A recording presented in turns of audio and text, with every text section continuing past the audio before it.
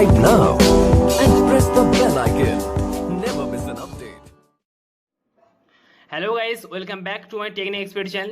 আজকে আমি এই ভিডিওতে আপনাদের দেখাবো মাইক্রোসফট অফিস ওয়ার্ডের ব্যাকগ্রাউন্ড কালার অথবা ব্যাকগ্রাউন্ড ইমেজ কীভাবে প্রিন্ট করবেন। ব্যাকগ্রাউন্ড কালার অথবা ব্যাকগ্রাউন্ড ইমেজ প্রিন্ট করার জন্য আমি প্রথম মাইক্রোসফট অফিস ওয়ার্ডটি ওপেন করলাম।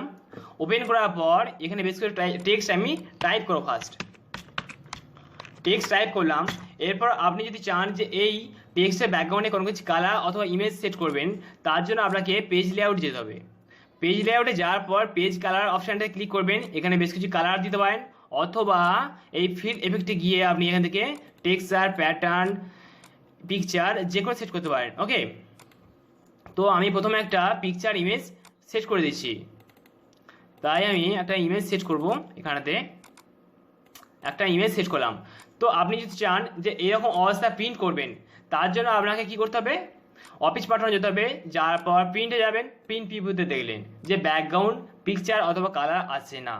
তো আপনি যদি চান যে ব্যাকগ্রাউন্ড কালার অথবা পিকচার আসবে প্রিন্ট করার সময়, তার জন্য আমরা কি করতে হবে, তার জন্য আপনাকে প্রথমে এই অফিস বাটনটায় ক্লিক করতে হবে। অফিস বাটনে ক্লিক করার পর এই ওয়ার্ড অপশানটাতে ক্লিক করবেন। ওয়ার্ড অপশানটা ক্লিক করার পর এই ডিসপ্লে অপশানটাতে ক্লিক করবেন। তারপর এই print background colour and image এই অপশানের পাশে এই চেক বক্সটা চেক দেবেন একটা, দেওয়ার পর ওকে করে দেবেন। এরপর আপনি প্রিন্ট প্রিভিউ করে দেখতে পারেন যে ব্যাকগ্রাউন্ড ইমেজটা আসছে। তো আপনি এইভাবে যদি ব্যাকগ্রাউন্ড কালারটাও সেট করতে চান, তার জন্য আমাকে পেজ লেআউটে যেতে হবে। যাওয়ার পর এই পেজ কালার অপশানে ক্লিক করবেন। এরপর আপনি এখানে যে কোনো একটি কালার সিলেক্ট করবেন। সিলেক্ট করার পর অফিস বাটনে যাবেন।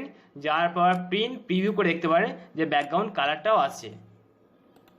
আশা করি আপনি বুঝতে পেরেছেন যে কিভাবে ব্যাকগ্রাউন্ড কালার অথবা ব্যাকগ্রাউন্ড পিকচার প্রিন্ট করবেন। আজকে ভিডিওটা এই পর্যন্তই। যদি আপনাদের ভালো লাগে তো প্লিজ লাইক করবেন এবং শেয়ার করবেন। Take care, bye by.